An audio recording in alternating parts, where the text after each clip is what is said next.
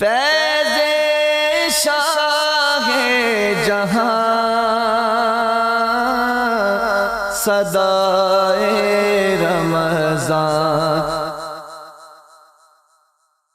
بسم اللہ الرحمن الرحیم. مولا صلی وسلم دائما ابدا علی حبیبک خیر الخلق کلہم. یا ربی بالمصطفیٰ بلغ مقاصدنا واغفر لنا ما مضى یا واسع الکرم. السلام علیکم ناظرین و سامعین کرام. 9 نیوز HD کے لائیو اسٹوڈیو سے رمضان المبارک کی اسپیشل ٹرانسمیشن صدائے رمضان کے ساتھ آپ کی خدمت میں حاضر ہے آپ کا میزبان محمد لقمان رضا. ناظرین و سامعین، 27 رمضان المبارک اور قیام پاکستان، اس پر آج ہم گفتگو کریں گے. رمضان المبارک کے ساتھ، لیلۃ القدر کے ساتھ اور پھر 27ویں کے دن کے ساتھ قیام پاکستان کو نسبت حاصل ہے، اور اس کے ساتھ ساتھ قیام پاکستان کا ذکر اس وقت تک تکمیل تک نہیں پہنچتا جب تک ہم اپنے اکابرین ملت کا ذکر نہ کریں. علماء، مشائخ، ان کے تذکرے کے بغیر قیام پاکستان کا تذکرہ ادھورا رہ جاتا ہے. اس پر ہم گفتگو کریں گے. قیام پاکستان حقیقت میں اللہ تعالیٰ کا خاص تحفہ ہے، عطیہ ہے، اللہ تعالیٰ کی طرف سے ہمیں حاصل ہوا، اور نبی رحمت صلی اللہ علیہ وآلہ وسلم کی نظر رحمت سے یہ ہمیں ملا. اس پر گفتگو ہوگی. ہمارے ساتھ شریک گفتگو ہوں گے جناب ڈاکٹر محمد عطاء المصطفیٰ سیالوی صاحب، عالم دین بھی، اور اس کے ساتھ ساتھ chemical engineer, UET university of engineering technology. اس سے انہوں نے کیمیکل انجینئرنگ تکمیل تک پہنچائی، مکمل کی، اور پھر اسی شعبے سے منسلک بھی ہیں. اور ان کے ساتھ ہمارے ساتھ نبی رحمت صلی اللہ علیہ وآلہ وسلم کی بارگاہ اقدس میں کلہ عقیدت پیش کرنے کے لیے موجود ہمارے مہمان ثنا خان جناب محمد طاہر زبیر نقشبندی صاحب. میں آپ دونوں معزز مہمانوں کو خوش آمدید کہتا ہوں. سب سے پہلے جناب ڈاکٹر محمد عطاء المصطفیٰ سیالوی صاحب، رمضان المبارک برکتوں کا مہینہ، اور پھر قیام پاکستان اسی بابرکت مہینے میں ہوا. ہمیں یہ مملکت خدا داد جو ہے یہ حاصل ہوئی، اور یہ ایک دن میں نہیں بن گیا. اس کے پیچھے ہمارے بزرگوں کی قربانیاں ہیں، اس میں وہ شہادتیں بھی ہیں لاکھوں کی تعداد میں، اور پھر اس کے ساتھ ساتھ نہ صرف بزرگ، علماء، مشائخ تو اپنے نظریاتی سطح پر موجود ہی ہیں، اس کے ساتھ وہ ہماری مسلمان مائیں، بہنیں، بیٹیاں جنہوں نے اپنی جانوں کے نذرانے پیش کیے، خون کی ندیاں بہیں، اور پھر یہ ملت اسلامیہ یہ ہمیں نصیب ہوا. ہم یہ سمجھتے ہیں کہ بس یہ تو ایک دن میں 14 اگست کو بن گیا، یعنی 27 رمضان المبارک کو. اس پر بھی کلام کیجیے، اور پھر رمضان المبارک کو جو نسبت حاصل ہے اللہ کے حبیب صلی اللہ علیہ وسلم کے ساتھ، رمضان المبارک کے ساتھ، اس پر بھی کلام کیجیے گا. بسم اللہ الرحمن الرحیم. الحمد للہ رب العالمین، نحمدہ ونستعینہ ونستغفرہ ونصلی ونسلم علی سیدنا ومولانا محمد صلی اللہ علیہ وآلہ وسلم وعلی آلہ الطیبین الطاہرین المطہرین وعلی اصحابہ الہادین المہتدین الذین قاموا بنصرۃ الدین القویم. اما بعد، اعوذ باللہ من الشیطان الرجیم. بسم اللہ الرحمن الرحیم. واذکروا اذ انتم قلیل مستضعفون فی الارض سبحان اللہ تخافون ان يتخطفكم الناس فآواكم وأيدكم بنصره ورزقكم من الطيبات لعلكم تشكرون. يا أيها الذين آمنوا لا تخونوا الله والرسول وتخونوا أماناتكم. صدق اللہ العظیم. سب سے پہلے قبلہ مفتی صاحب میں آپ کا شکریہ ادا کرتا ہوں کہ 9 نیوز کی اس اسپیشل ٹرانسمیشن میں آپ نے دعوت دی اور حاضری کا موقع ملا. ہمارے لیے یہ سعادت ہے. آپ کو مرحبا کہتے ہیں. بہت شکریہ، جزاکم اللہ واحسن الجزا. تو گفتگو کا آغاز جیسے آپ نے فرمایا ہم رمضان المبارک سے اور قیام پاکستان کی نسبت سے کرتے ہیں.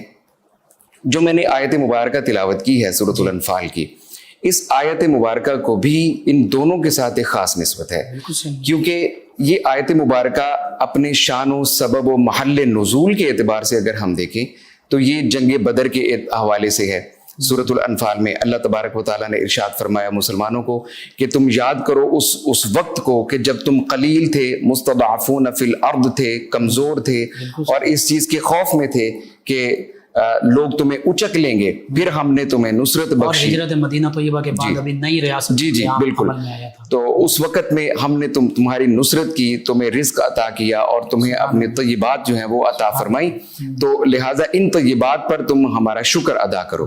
اور ساتھ ہی مومنین سے یہ خطاب فرمایا کہ اللہ اور اس کے رسول کی جو امانتیں ہیں, یعنی اللہ اور اس کے رسول کی طرف سے جو تمہارے اوپر حقوق ہیں, جو تمہارے اوپر فرائض ہیں, ان میں خیانت مت کرو, اور جن چیزوں کو تم سمجھتے ہو کہ تم ان کے امین ہو ان میں بھی خیانت اور مت اللہ کرو. کی نعمتیں جو تمہیں حاصل ہیں ان میں بھی خیانت مت کرو. اللہ اکبر. اب قبلہ مفتی صاحب, ان دونوں چیزوں کو اگر ہم رمضان المبارک سے اور غزوہ بدر سے اس آیت مبارکہ کے تناظر میں لنک کریں تو سبب و محل کے اعتبار سے تو یہ آیت اپنی تخصیص میں یا شان کے اعتبار سے تو غزوہ بدر کے حوالے سے بیان ہے, لیکن چونکہ قرآن مجید اپنے عموم پر دلالت کرتا ہے اور عمومی اطلاقات کو اگر ہم دیکھیں تو اس آیت کا ایک ایک لفظ ہمیں قیام پاکستان کی وجہ, توجیہ, مقاصد اور قیام پاکستان کی جو اصل نسبت ہے رمضان, قرآن اور غزوہ بدر کے ساتھ وہ سمجھا دیتا ہے.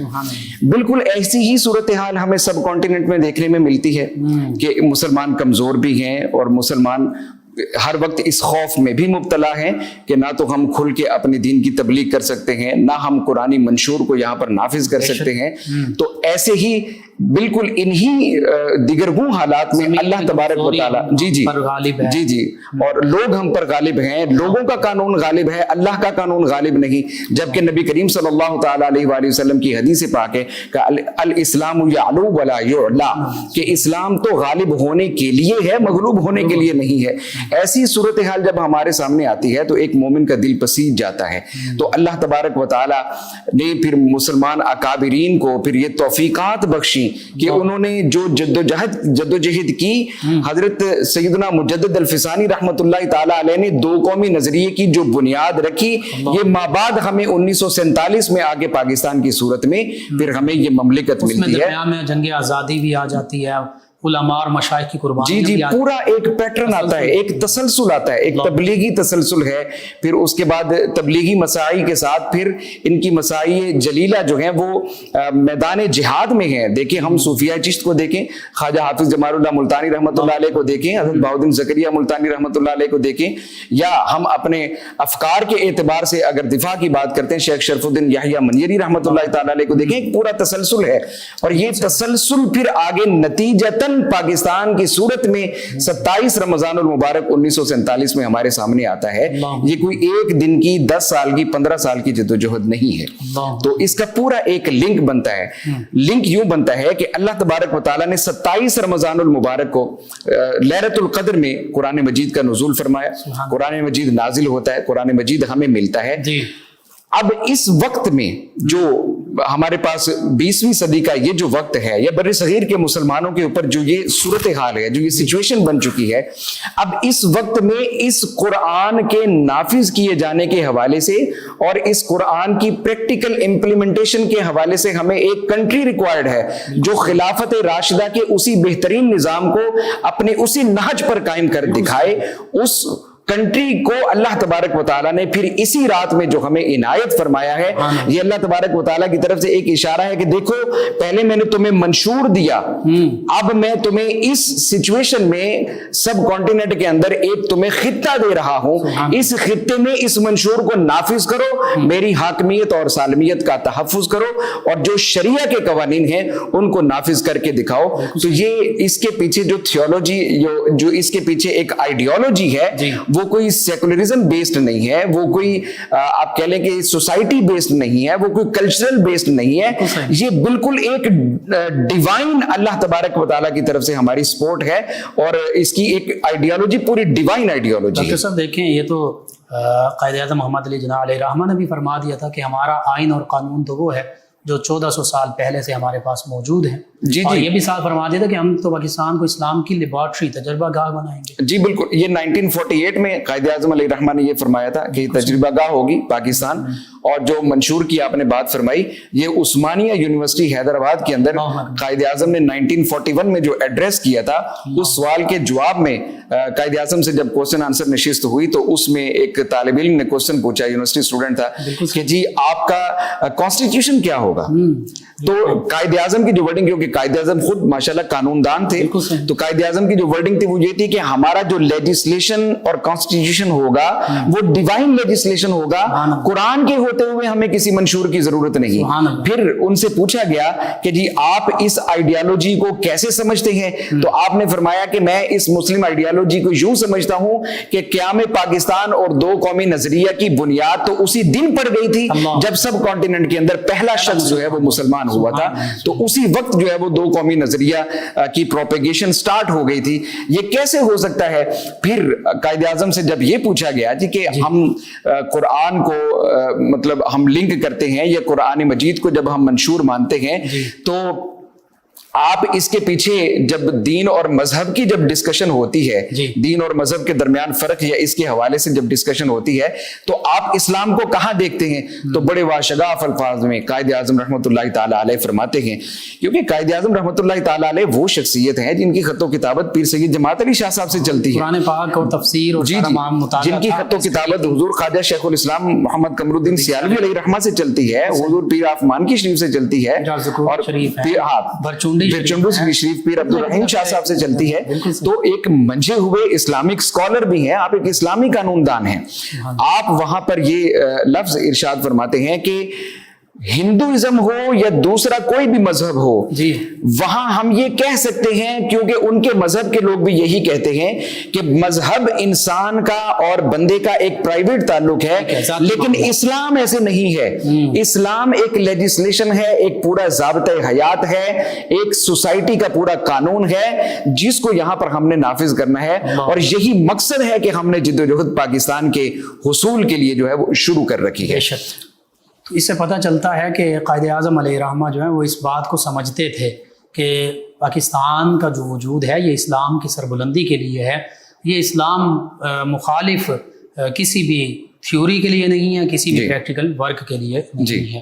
اور حقیقت یہ ہے کہ جب ہم اکابرین ملت کو دیکھتے ہیں، بالخصوص چونکہ قیام پاکستان کے قریب تحریک پاکستان ہی کا معاملہ ہے، اگرچہ آپ نے تسلسل کا ذکر کیا، وہ قربانیاں تو وہیں سے شروع ہو رہی ہیں، بلکہ حقیقی معنوں میں، صرف لفظی معنوں میں نہیں، یہ قیام پاکستان جو ہے مدینہ طیبہ کی ریاست کے بعد دوسری ریاست ہے جو کلمہ طیبہ کی بنیاد پر، اور ہجرت مدینہ کے بعد جو پاکستان کی جو ہجرت ہے یہ سب سے بڑی ہجرت اسلام کے نام پر، تعداد کے اعتبار سے دیکھیں، مشکلات کے اعتبار سے دیکھیں، لوگوں کی قربانیوں کے اعتبار سے دیکھیں، تو میں بعض اوقات جو ہے وہ ورطہ حیرت میں آ جاتا ہوں کہ لوگ یہ کیسے کہہ دیتے ہیں کہ جی کہ اچانک پاکستان قائم ہوا اور اس کی بنیادیں جو ہیں وہ جسٹ ایک سیکولر کنٹری ہمیں چاہیے تھا یا ہمیں جسٹ ایک لبرل پاکستان چاہیے تھا، جبکہ اس کی بنیاد اگر دیکھیں تو قائد اعظم نے جو مثال دی، قائد اعظم نے کراچی کے اجلاس میں 1946 میں یہ کہا تھا کہ کب وہ وقت آئے گا کہ ہم کوئی ایسی ملت دیکھیں، ایسا کنٹری دیکھیں، ایسا ملک دیکھیں کہ جس میں مسلمان جو ہیں وہ ایک جسد واحد کی طرح رہتے ہوں، جیسے نبی کریم صلی اللہ تعالی علیہ وآلہ وسلم کا فرمان مبارک ہے جس کو امام مسلم نے اپنی صحیح میں جو ہے وہ روایت کیا ہے، حضرت نعمان بن بشیر رضی اللہ تعالیٰ عنہ اس کی راوی ہیں، اور مختلف طرق کے ساتھ یہ حدیث جو ہے مکررات میں شامل ہے کہ سرکار دو عالم صلی اللہ تعالی علیہ وآلہ وسلم نے ارشاد فرمایا کہ مثل المؤمنین فی توادہم، کہ مسلمانوں کی جو مثال آپس میں ایک دوسرے کے ساتھ پیار اور محبت کے اعتبار سے ہے یا آپس میں ایک دوسرے کے ساتھ رواداری کے اعتبار سے ہے، وہ مثل الجسدی، کہ ایک جسم کی مانند ہے۔ پھر ایک دوسری حدیث پاک میں نبی کریم صلی اللہ علیہ وسلم نے ارشاد فرمایا کہ جسم کے ایک عضو کو یعنی سر کو اگر تکلیف ہوتی ہے تو پورا جسم اس تکلیف کو محسوس کرتا ہے۔ تو قائد اعظم اس حدیث کے تناظر میں بات کرتے ہوئے کہتے ہیں کہ کب وہ وقت آئے گا کہ ہم بھی اپنی زندگی میں یہ دیکھیں کہ ہمارے پاس ایک ایسا معاشرہ قائم ہو چکا ہے کہ جس میں ایک فرد واحد کی تکلیف پورے معاشرے کی تکلیف ہوتی ہے۔ آپ نے سیکولرزم کی بات کی تو دیکھیے ہندوستان اب بھی سب سے بڑی سیکولر سٹیٹ ہونے کا دعوے دار ہے جی، تو جو اپنے آپ کو سیکولر لبرل کہہ رہے ہیں اور وہ اس کہتے ہیں کہ ہم پریکٹیکلی بھی اس پر کام کر رہے ہیں، وہاں دیکھیے سیکولر کا معنی یہ کیا جاتا ہے کہ تمام جو ہے ان کو آزادی حاصل ہوگی، حتیٰ کہ تمام مذاہب کے ماننے والوں کو۔ اسلام سے بڑھ کر تمام مذاہب کے ماننے والوں کو ان کے عقیدے، مذہب، روایات کے مطابق آزادی کس نے دی ہے؟ کوئی نہیں دے سکتا. کوئی نہیں دے سکتا. اگر سیکولرزم کے لوگ جو ہیں سیکولرزم کو دعویٰ کرتے ہیں تو پھر انڈیا کی حالت دیکھ لیں. جی جی جو سیکولر اسٹیٹ کہتے ہیں اپنے آپ کو. جی جی. مسلمان بھی مظالم کا شکار، کبھی عیسائیوں پر مظالم توڑے جاتے ہیں، کبھی سکھوں پر مظالم توڑے جاتے ہیں.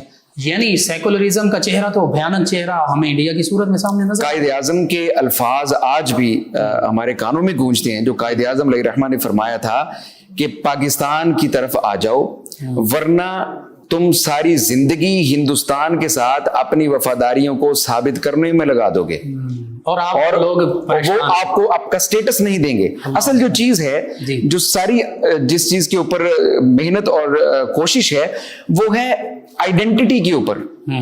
جب کسی قوم کی آئیڈینٹی آن سٹیک ہو جاتی ہے، اس کا جب تشخص پر حملہ ہونا شروع ہو جاتا ہے تو پھر اس قوم کا وجود ہی نہیں رہتا. بالکل صحیح. تو مسلم آئیڈیالوجی یا دو قومی نظریہ یہ سارے کا سارا مسلم آئیڈینٹی کے اوپر بیس کرتا ہے.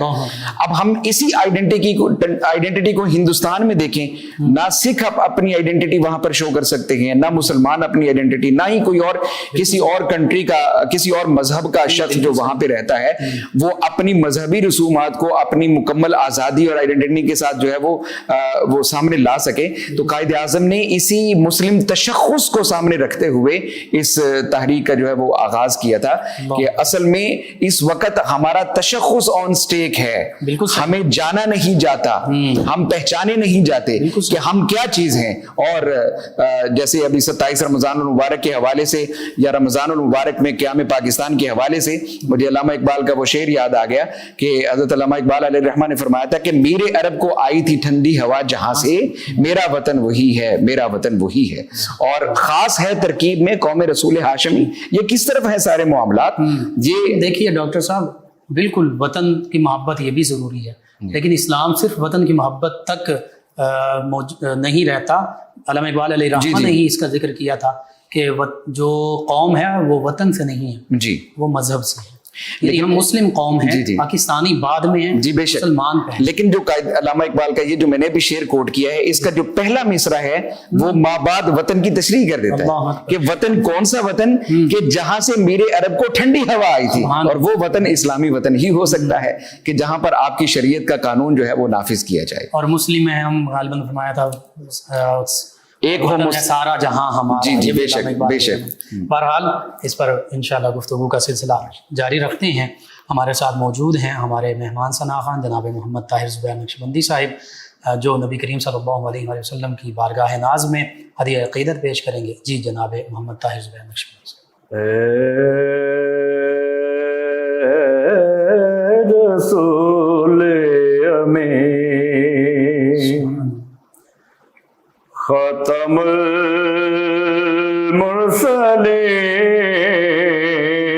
المرسلین، اے رسول امین ختم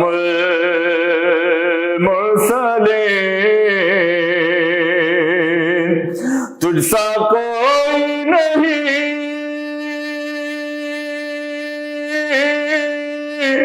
تجھ سا کوئی نہیں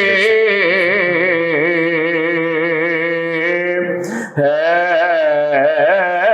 عقیدہ یہ اپنا، بس کو یقین ہے عقیدہ یہ اپنا، بس کو یقین تجھ سا کوئی نہیں،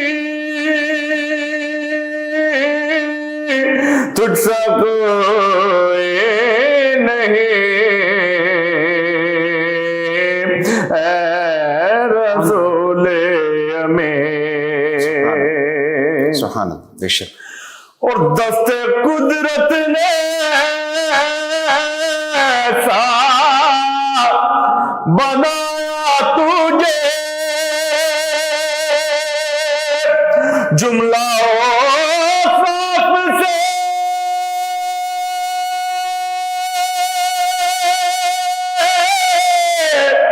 خود سجا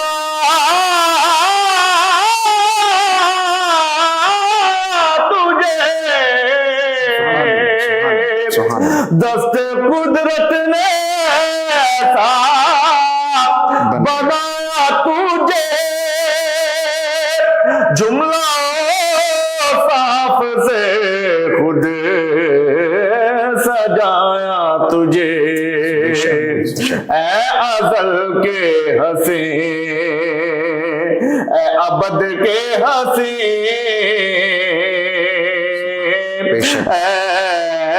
ازل کے حسین اے ابد کے حسین تجھ سا کوئی نہیں تجھ سا کوئی نہیں اے رسول امین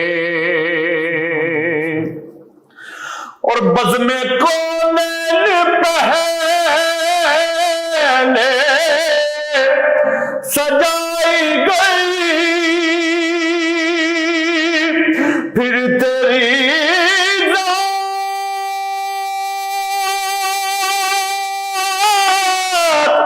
منظر پہلا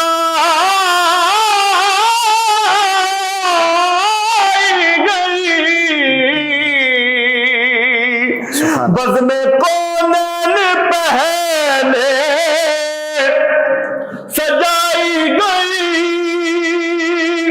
پھر تیری ذات منظر پہلائی گئی سید الاولین سید الآخرین سید الاولین سید الآخرین تجھ سا کوئی نہیں تجھ سا کوئی نہیں اے رسول امین بے شک اور تیرا سکہ روا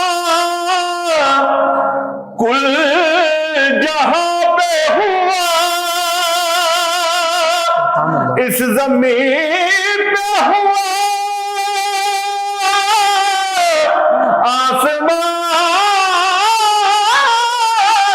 آسمان پہ ہوا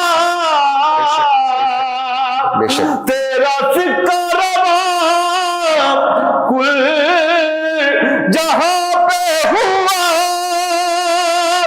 اس زمین پہ ہوا آسمان پہ ہوا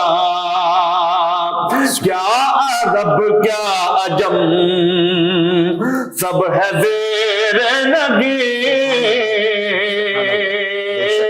کیا عرب کیا عجم سب ہے زیر نگی تجھ سا کوئی نہیں تجھ سا کوئی نہیں اے رسول امین خاتم المرسلین تجھ سا کوئی نہیں تجھ سا کوئی نہیں اے رسول امین سبحان اللہ جزاک اللہ جزاک سبحان اللہ اللہ ماشاء اللہ ماشاء اللہ جی ناظرین و سامعین 9 نیوز HD کے لائیو اسٹوڈیو سے رمضان مبارک کی یہ اسپیشل ٹرانسمیشن صدائے رمضان آپ کی خدمت میں پیش کی جا رہی ہے۔ بہت اہم موضوع ہمارے ملک پاکستان کا قیام رمضان المبارک میں یہ کوئی اتفاق نہیں ہے بلکہ یہ حسن انتظام ہے۔ اللہ رب العزت نے خوبصورت انتظام ہمارے لیے فرمایا، یہ عطیہ خداوندی ہے اور یہ ہمارے لیے اللہ تعالیٰ کی طرف سے ایک لازوال نعمت ہے۔ ملک پاکستان ہمیں اس کی قدر کرنی چاہیے، اور اس لفظ پاکستان پر ہی غور کر لیں تو ہمیں پتہ چل جاتا ہے کہ پاکستان کس مقصد کے لیے، پاکستان ہے کیا۔ پاکستان کا معنی ہے پاک جگہ اور پاک لوگوں کے رہنے کی جگہ. اس کو عربک میں کنورٹ کریں تو یوں بھی کہا جا سکتا ہے کہ پاک طیبہ کو کہتے ہیں طیبہ یا طیبہ، اور جگہ جو ہے وہ اگر شہر کے معنوں میں لیں تو پھر مدینہ. تو مدینہ طیبہ یہ ایک معنی پاکستان کا یہ بھی بنتا ہے. یعنی یہ مدینہ طیبہ میں جو ہستی ہیں کائنات کی سب سے عظیم ہستی اللہ رب العزت کے بعد، اس عظیم ہستی کی نظر رحمت سے ہمیں ملا ہے، اور اسی مدینہ طیبہ کا عکس ہے، پرتو ہے، وہ رحمتیں ہیں ہم پر اللہ رب العزت کی بھی اور اللہ کے پیارے حبیب مکرم صلی اللہ علیہ وآلہ وسلم سے کی بھی، اور پھر انہی ذوات مقدسہ سے نسبت رکھنے والی ہستیاں اولیاء کاملین، صالحین، عرفاء، اولیاء، صلحاء اور پھر علماء حق. اسی وجہ سے یہ اس میں موجود رہے. اور پھر ایک وقت ایسا بھی تھا تحریک پاکستان کا کہ جب نعرہ ہی یہ تھا کہ مسلم ہے تو لیگ میں آ، یعنی مسلم لیگ جو قیام پاکستان کے لیے اس وقت کی مسلم لیگ جو حقیقی معنوں میں مسلمانوں کی جماعت تھی، اس میں ہر مسلمان پھر جوق در جوق شامل ہوا. اور علماء و مشائخ نے تو پھر اپنی انتھک قربانیاں جو ہیں مسلم لیگ کے لیے بھی اور ملک پاکستان کے قیام کے لیے بھی وہ پیش کیں، اور وہ قربانیاں ہی تھیں کہ ہمیں یہ ملک پاکستان خوبصورت پاکیزہ جگہ پاک لوگوں کے لیے یہ حاصل ہوئی. اس پر مزید گفتگو کریں گے جناب ڈاکٹر محمد عطا المصطفیٰ سیالوی صاحب سے، کہ قاری بھی ہیں ماشاءاللہ، بڑی بات ہے. قرآن مجید فرقان حمید کو قرات اور عربی مخارج اور لہجے میں پڑھنا یہ آقا کریم صلی اللہ علیہ وسلم کا حکم بھی ہے اور ضروری بھی یہی ہے. پھر عالم دین بھی ہیں، اور اس کے ساتھ ساتھ PhD ڈاکٹر، اسلامک علوم پر بھی ایک گہری نظر رکھتے ہیں، اور دنیاوی علوم میں انجینئرنگ سے ریلیٹڈ خاص علم جو ہے کیمیکل انجینئر ہیں اور اسی شعبے سے وابستہ ہیں.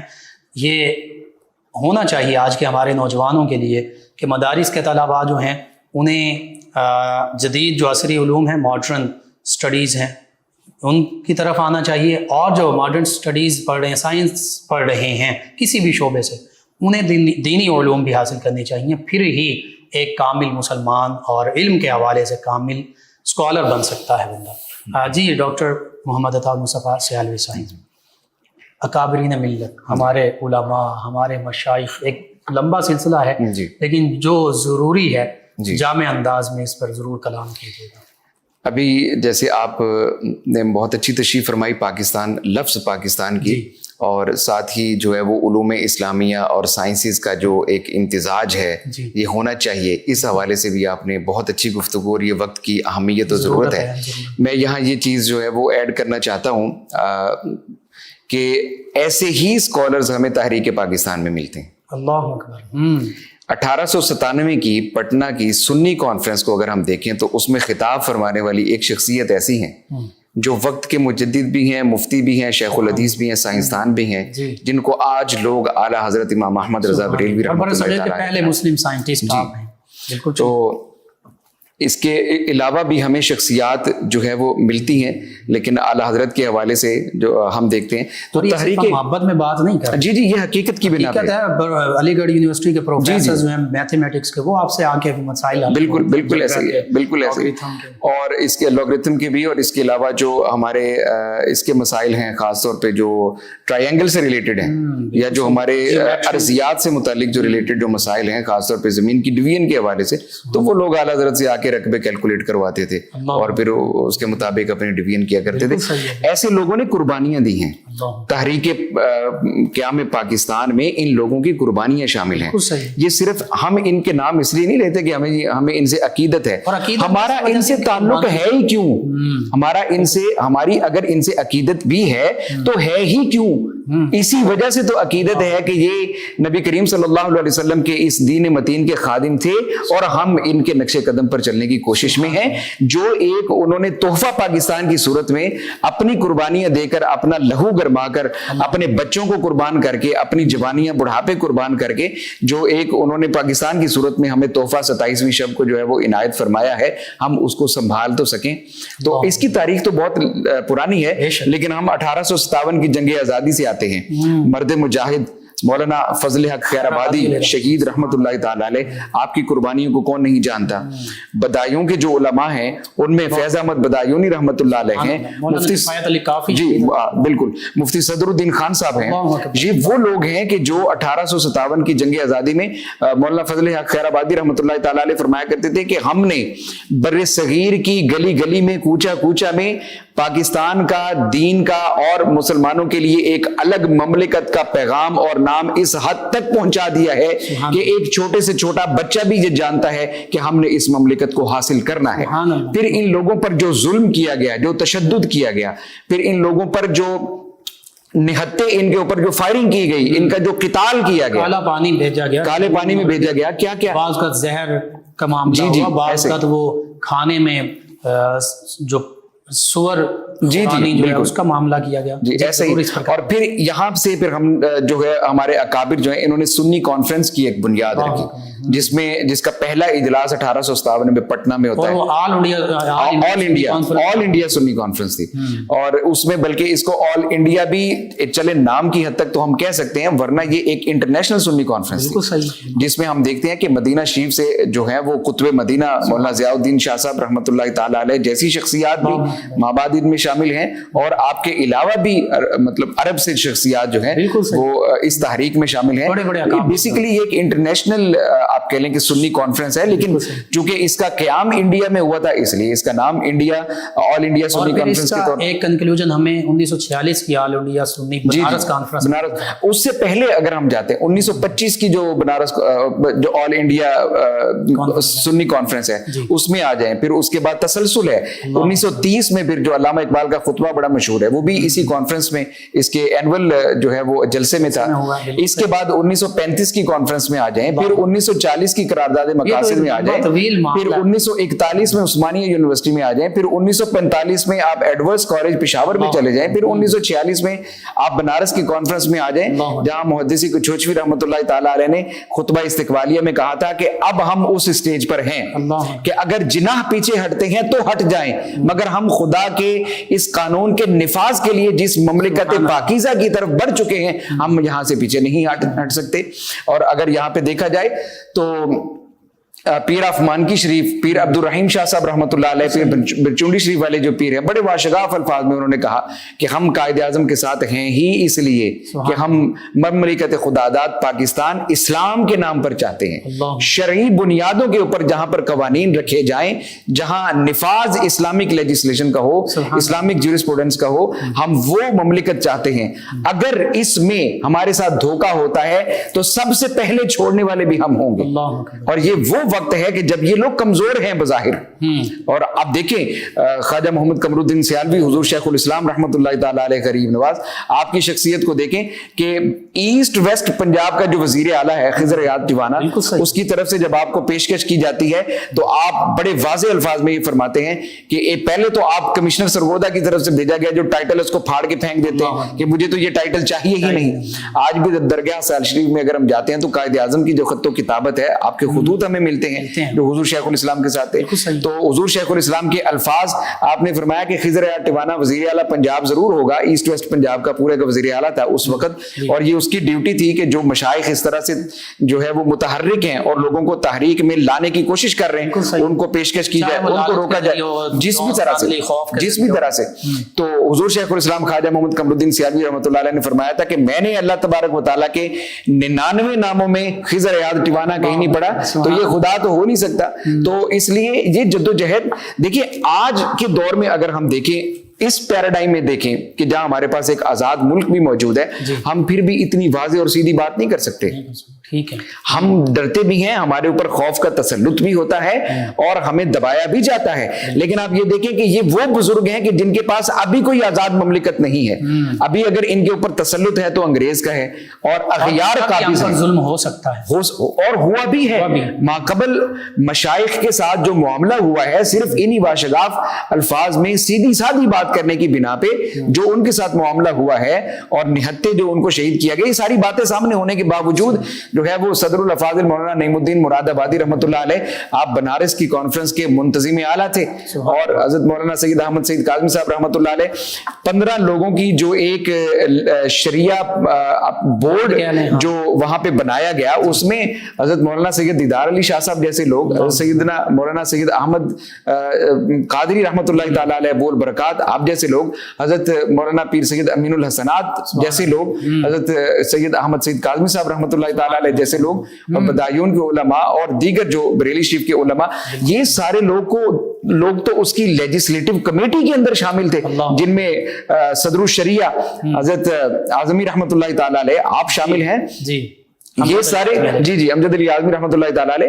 یہ سارے لوگ تو اس پاکستان کی وہ جو کمیٹی تھی لیجسلیٹو کمیٹی میں یہ لوگ شامل تھے۔ تو ان لوگوں کی جو قربانیاں ہیں، ان لوگوں کی جو مساعی جلیلہ ہیں، اور پھر علامہ اقبال کے ساتھ جو ان کا ایک ربط ہے، قائد اعظم کے ساتھ ان کا جو ایک ربط ہے، خاص طور پہ پھر اسٹوڈنٹس کے ساتھ جو ان کا ایک ربط ہے، نوجوانوں کے ساتھ جو ایک ربط ہے، پھر اور عامت المسلمین میں تو سیدھی سی بات ہے، وہ کہتے تھے کہ ہم گلی گلی کوچے کوچے میں پاکستان کا نعرہ لگا چکے ہیں۔ تو یہ جو کانفرنسز ہوئی ہیں اور یہ جو ساری جد و جہد ہے، یہ مطلب کوئی آنے واحد میں نہیں ہوئی، اور اس کے پیچھے اس کا مطلب یہ تو لبرل یا سیکولر ملک کے لیے نہیں ہو رہی، نہیں، یہ تو اسلام کی تجربہ گاہ بن رہی ہے، اسلام کی تجربہ گاہ بن رہی ہے، اور اسلامی قوانین کا نفاذ ہے، اور ڈیوائن لیجسلیشن کی امپلیمنٹیشن چاہیے۔ بالکل صحیح، تو یہ اس لیے ہو رہا ہے سارا، جو ایک ہماری بدقسمتی ہے ڈاکٹر صاحب، دیکھیے بے شک کہ قرارداد مقاصد اور ان معاملات میں اگرچہ اسلامی دفعات وہ ساری شامل ہیں، لیکن حقیقی معنوں میں پریکٹیکلی ہمیں وہ نظر نہیں آتے، معاملات بہت کم نظر آتے ہیں، ان کی طرف توجہ نہیں دی جاتی۔ پھر ہمارے علماء اور مشائخ پاکستان بننے کے بعد، چونکہ انہیں ظاہری عہدوں اور مناصب سے تو کوئی تعلق ہی نہیں تھا، کوئی لالچ تو تھی ہی نہیں، یہ تو للہیت اور مسلمانوں کے لیے یہ سارے عوامل سر انجام دے رہے تھے، لیکن اس کا ایک ہمیں یہ ماننا پڑے گا نقصان ہوا کہ جب علماء اور مشائخ پیچھے ہٹے، اگرچہ وہ ظاہری لالچ نہیں رکھتے تھے، لیکن وہ عہدے اور مناصب کی جانب آنا چاہیے تھا، یا سیاست کی جانب آنا چاہیے تھا، تاکہ باغ دوڑ جو ہے وہ انہی ہمارے علماء اور مشائخ کے ہاتھ میں ہوتی۔ اس وجہ سے جب ہم دیکھتے ہیں تو پھر وہ ہٹتے آج ہمیں یہ دن دیکھنے میں اصل میں ہماری بدقسمتی یہ ہے کہ ہمارے ہاں نظریات کو لانچ کیا جاتا ہے، آئیڈیاز کو لانچ کیا جاتا ہے، اور انہی آئیڈیاز کو لے کے پھر ہم چل پڑتے ہیں، نہ اس کی بیسس دیکھتے ہیں، نہ اپنی بنیادوں کو کھنگالتے ہیں، جدھر کی ہوا چلی ادھر، جدھر کی ہوا چلی، جو چلا دی گئی بس اس طرف ہم چل پڑے۔ ہم نے ظاہراً تو آزادی حاصل کر لی، لیکن حقیقتاً ہم ذہنی طور پہ اور اکانومی کے اعتبار سے یا کلچر کے اعتبار سے ابھی بھی ہم خود غلام بنے ہوئے ہیں۔ آپ دیکھیے تعلیمی نظام لارڈ جی پولیس اور جو جسٹس جو جوڈیشری کا نظام ہے وہ بھی وہی پرانا، جی بالکل وہ ویسے نظام بھی وہی، جی ایسے ہم برٹش لا امپلیمنٹڈ ہے، جبکہ بیرسٹر جو ہیں وہ ابھی بھی عمرز لا پڑھتے ہیں برطانیہ میں جا کے، تو اب ہم ان سے اپنا قانون لے کے تو ادھر نافذ کرنے تو کہتے ہیں وہی اوبے عمرز لا۔ ہاں یہ ایک پورا ایک پیٹرن ہی ایسا مطلب سیٹ ہوا ہے، وائی ناٹ کہ ہم اس کو اپنے پیٹرن پہ لے کے آئیں، یعنی جو ہمارے اکابر کا جو خلفائے راشدین نے جو ایک پیٹرن دیا تھا ہم اس پر لے کے جائیں۔ تو بدقسمتی سے ہمارے ہاں ایک جو طبقاتی تقسیم بر صغیر میں کی گئی کہ ڈیوائڈ اینڈ حوالے سے نہیں، کتنے حوالوں سے ڈیوائڈ اینڈ رول، مذہب کے، کلچر کے حوالے سے، سوسائٹی کے حوالے سے، تو ڈیوائڈ اینڈ رول پالیسی جو ایک رکھی گئی، جی ہاں، تو ڈیوائڈ اینڈ رول پالیسی جو ایک رکھی گئی اس میں اسلام کو صرف ملائیت تک محدود کر دیا گیا، یہ سمجھا گیا جی کہ اسلام جو ہے وہ صرف نماز روزے کی حد تک ہے، جیسے کہ باقی ادیان سمجھتے ہیں کہ ایک پرائیویٹ تعلق ہے خدا کا، کہ بنی اسرائیل کہ تمام انبیاء کرام علیہ السلام سیاست فرمایا کرتے۔ دیکھیں آپ سورۃ صاد کا مطالعہ کریں، دوسرے رکوع میں اللہ تبارک و تعالیٰ نے کیا فرمایا، یا داؤد انا جعلناک خلیفۃ فی الارض فاحکم بین الناس بالحق، سبحان اللہ۔ اور دوسری طرف آپ سورۃ المائدہ میں آ جائیں، ریاست کا بھی ذکر ہو گیا، جوڈیشری کا بھی ذکر، عدل و انصاف کا بھی ذکر، عدل و انصاف کا بھی ذکر ہو گیا، اور اللہ تبارک و تعالیٰ کی طرف سے اپوائنٹ کیے جانے والے خلیفہ کا بھی ذکر ہو گیا کہ یہ چنیدہ لوگ جو ہیں ان کا مقصد کیا ہے۔ بات کی قطع کلامی کی معذرت، اس حدیث مبارکہ میں جو میں نے پہلے بیان کی، اس کے بعد آقا فرماتے ہیں کہ کیونکہ میرے بعد نبی نہیں ہے تو اب میرے بعد خلفاء ہوں گے جو یہ خلیفۃ فی الارض اور فاحکم بین الناس بالحق، یہ سارے معاملات چلائیں گے۔ جی بالکل ایسے، لیکن ہم اس عثمانیہ خلافت بھی توڑی گئی جی انہی دنوں میں، تحریک پاکستان، قیام پاکستان کے دوران، تحریک پاکستان کے دوران تو پتہ چلا کہ یہ تو پوری دنیا میں مسلمانوں کو توڑا جا رہا ہے. ایسے ہی ہے، اور مسلمانوں ڈیوائڈ اینڈ رول پالیسی چل رہی ہے. اللہ تبارک و تعالیٰ نے بڑا واضح سورۃ المائدہ میں یہ ارشاد فرمایا لِكُلٍّ جَعَلْنَا مِنْكُمْ شِرْعَةً وَمِنْهَاجًا. تو ہم اپنی شریعت سے، اپنے منہاج سے، اپنے نہج سے ہم کیوں ہٹتے ہیں؟ اصل مقصد ہمارا ہی دیکھیں، ہم نے اپنی اکانومی کو جب اسلامک بنیادوں پہ نہیں رکھا تو اکانومی اغیار نے لے لی. بالکل جب اکانومی اغیار کے پاس چلی، اگر تھوڑی بہت ہے تو وہ سود کے نظام ہے نا. ظاہر ہے ہمارے پاس تو دشمنی اللہ اور اس کے رسول صلی اللہ علیہ وسلم ہے ہی کچھ نہیں ہمارے پاس. حقیقتاً دیکھیں تو ہمیں کسی خوش فہمی میں نہیں رہنا چاہیے. ہمارا سب کچھ اس وقت اغیار کے ہاتھوں میں ہے. جو ایک مقصد تھا پاکستان کو حاصل کرنے کا، جو یہ ساری قربانیاں تھیں، جو اس کے پیچھے ایک ساری موومنٹ تھی ہماری شناخت کے حوالے سے، وہ کہاں رہ گئی؟ بالکل صحیح، وہ صرف نام کی حد تک رہ گئی. ڈاکٹر صاحب قرآن و حدیث بھی پڑھیں تو وہ تو سب سے پہلے ہے نا، اول منبع اور مرکز ہے. ہمیں یہ روشنی پھر ملتی ہے. جی آپ چلیں شاعر مشرق اور مصور پاکستان علامہ اقبال علیہ رحمہ، جی ان کی چونکہ بات کی جاتی ہے تو انہیں کی شاعری پڑھ لیں. جی اس میں یہ سبھی جو آنے والے دن اور اس حوالے سے ہمیں ملتا ہے، جی تنبیہ ملتی ہے کہ اگر تو اسلام کی جانب اور قرآن اور اسلامی تعلیم کہ محمد سے وفا تو نے تو ہم تیرے ہیں، یہ جہاں چیز ہے کہ اللہ و قلم تیرے ہیں. اور اگر بتا گیا اگر ادھر آؤ تو پھر ترقی اور کامیابی دوسری طرف جاؤ، دوسری طرف جاؤ. لیکن بدقسمتی یہ ہے کہ ہم نے دوسری طرف کو آپٹ کر لیا. جو میں بات یہ کرنا چاہتا تھا کہ ڈیوائڈ اینڈ رول پالیسی میں جو ملائیت تک یا دین کو صرف ایک مسجد تک محدود کر کے رکھ دیا گیا اور یہ آئیڈیا ہم میں لانچ کر دیا گیا، تو آج یہ کہا جاتا ہے کہ دین کا سیاست سے کیا تعلق ہے. تو علامہ اقبال رحمۃ اللہ تعالیٰ علیہ فرماتے ہیں کہ جدا ہو کر دین سیاست سے تو رہ جاتی ہے چنگیزی. تو وہ چنگیزی ہی تو ہم میں ہے آج، جس کے ہاتھ میں لاٹھی ہے، مائٹ از رائٹ والی بات ہے. تو پھر تو علامہ اقبال نے یہ بھی کہا تھا، پھر اگر اسی جمہوریت کو لے لیتے ہیں آپ، جی اسلام کی جمہوریت تو وہ شورائی ہے. جی ٹھیک ہے، اگر اس کو لیتے ہیں تو آپ فرماتے ہیں کہ جمہوریت ایسا طرز حکومت ہے جس میں بندوں کو گینا کرتے ہیں، تولا نہیں جاتا ہے، یعنی گنا جاتا ہے تولا زیادہ ہو گئے، ہاں تو وہ ادھر چلے گئے.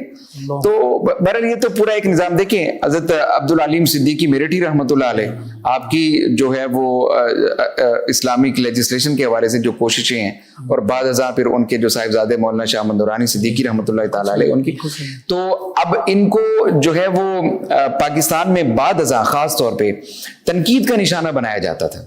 اور ابھی بھی تنقید کا نشانہ جو بھی ریلیجس اسکالر سیاست میں آتا ہے کہتے ہیں جی کہ علماء کا سیاست سے کیا تعلق. اچھا بھئی بات یہ ہے کہ اگر علماء کا سیاست سے تعلق نہیں ہے، سوسائٹی کے اندر خدا کا قانون نافذ کرنے سے تعلق نہیں ہے، تو میں یہ پوچھتا ہوں کہ سیدنا نوح علیہ السلام نے کیا کیا تھا، سیدنا ابراہیم علیہ السلام نے کیا کیا تھا، یا سیدنا موسیٰ علیہ السلام نے کیا کیا تھا. کریم صلی اللہ علیہ وسلم. تو چلتے چلتے حضرت سیدنا عیسیٰ علیہ السلام، اور پھر آخر میں وَمُبَشِّرًا بِرَسُولٍ يَأْتِي مِن بَعْدِهِ اسْمُهُ احمد، سرکار دو عالم صلی اللہ تعالیٰ علیہ وآلہ وسلم.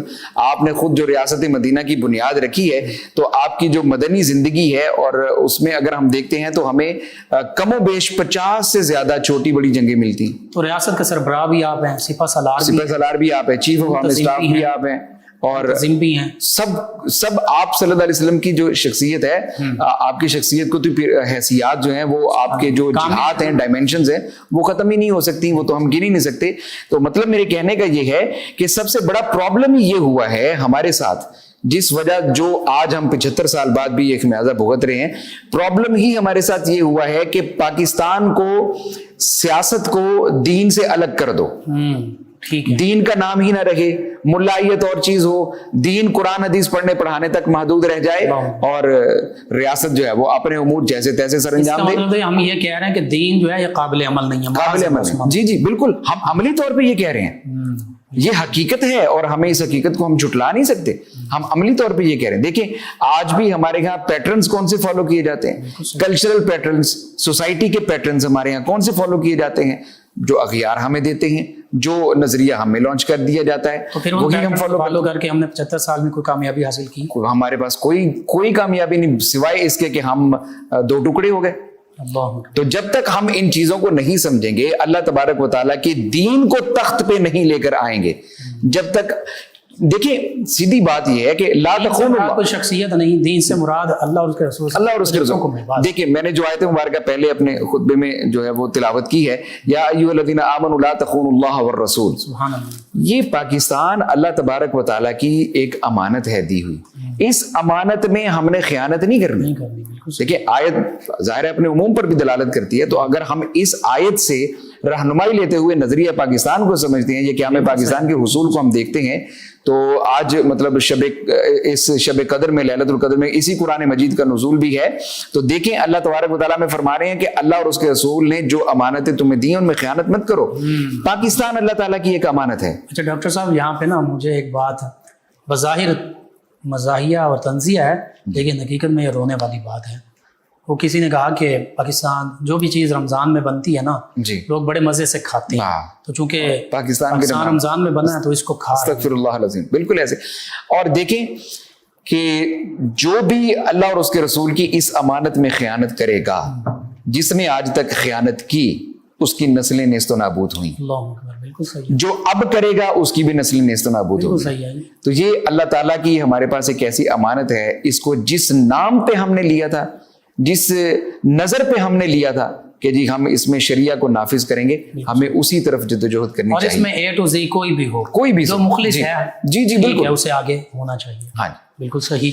आखिर में आज का पैगाम मुख्तसरन हमारे नौजवान नस्ल तक बिलखुसूस और उम्मत मुस्लिम तक पहुंचे। मैं नौजवान नस्ल को अल्लामा इकबाल के इसी शेर की सूरत में जो है वो पैगाम दूंगा कि अपनी मिल्लत पर क़यास अक़वाम मगरिब से न कर, खास है तरकीब में कौम रसूल हाशमी, वला रत्बिन वला याबिसिन इल्ला फी किताबिन मुबीन। कुरान की तरफ आइए, टेक्नोलॉजी भी इसी में है, हिदायत भी इसी में है, नजात भी इसी में है। कुरान यही में तरकीब, रोज़ होता जन है मर्द मुसलमान, जी, बेशक। अल्लाह करे तुझे अता जिद्दत किरदार। सुभान अल्लाह, यही मेरा पैगाम। बहुत खूब गुफ्तगू, जज़ाकल्लाह। वक्त की कमी आड़े आती है। नाज़रीन व सामीन, 9 न्यूज़ HD के लाइव स्टूडियो से रमज़ान मुबारक की स्पेशल ट्रांसमिशन का आज का ये प्रोग्राम इख्तिताम पज़ीर होता है। अपने मेज़बान मोहम्मद लुकमान रज़ा, हमारे मुअज़्ज़ज़ मेहमान और हमारी टीम को इजाज़त दीजिए। अल्लाह निगहबान। आखिर में जनाब क़ारी मोहम्मद इमरान फ़खर सियालवी साहिब नबी रहमत सल्लल्लाहु अलैहि वसल्लम की बारगाह नाज में बिदअत सराई करेंगे। जी जनाब क़ारी मोहम्मद इमरान फ़खर सियालवी। अर्श हक है मसनदे रिफ़ात रसूलुल्लाह की, सुभान अल्लाह, बेशक बेशक। अर्श हक है मसनदे रिफ़ात रसूलुल्लाह की, अर्श हक है मसनदे रिफ़ात रसूलुल्लाह की, देखनी है हशर में इज्जत रसूलुल्लाह की। ला वरब्बिल अर्श जिसको जो मिला,